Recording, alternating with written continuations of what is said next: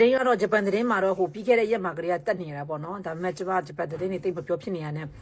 အခုကတော့ဒီကမ္ဘာတင်းမှာတော့တော်တော်လေးဖော်ပြလာကြတယ်ဆိုရှယ်မီဒီယာမှာတအားဖော်ပြလာတယ်အဲ့ဒါပါလဲဆိုရင်ရှင်လူနေအိမ်ထိလူတွေနဲ့ဒီဝက်ဝင်လေးနော်အစားလာစားရင်းနဲ့အိမ်ကိုလာပြီးတော့မှသူတို့လူနေအိမ်ထိလာပြီးတော့မှဝက်ဝင်ကဝင်စီးပြီးတော့လူတွေသေးတယ်ပျက်စီးတယ်လူတွေလည်းဘယ်နှယောက်လည်းမသိသေးပြီနော်ပြီးတော့သူတို့အခုဒါမနိုင်တော့လို့စစ်တပ်ကနေဂျပန်စစ်တပ်ကနေပြီးတော့နေရတဲ့ဗီဒီယိုဖြစ်ပါတယ်ဘာလို့လဲဆိုရင်ဂျပန်မှာစစ်တပ်တွေဒီလိုမျိုးလူမြင်ကွင်းမှာမြင်ရတာရှားပါတယ်အထူးသဖြင့်တိုကျိုမှာဆိုရင်တခါမှမမြင်ခဲ့ဘူး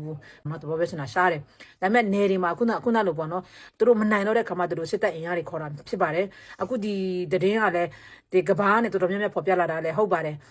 ဒီအထူးသဖြင့်အာခိတခရိုင်မှာပေါ့နော်အာခိတခရိုင်မှာဝက်ဝင်နေတာတောင်းချမ်းပြီးတော့မှ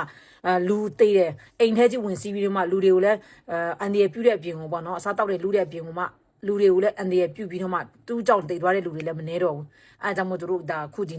နေ့တော်တော်လေးနေတွေလုံနေကြတာပေါ့နော်အဲလို share လုပ်ချင်ဖြစ်ပါတယ်ဂျပန်မှာရောက်တဲ့မြန်မာများမောင်ငယ်ညီမငယ်များလည်းအထူးသဖြင့်နေမှာပေါ့နော်သူတို့တောတောင်နေနဲ့နေတဲ့နေရာတွေမှာဆိုရင် grid site ပြီးနေစေချင်တယ်လို့အဲ့ဒါလေးကို share လုပ်ချင်ပါတယ်အားလုံးပဲဆင်ပြေကြပါစေ bye bye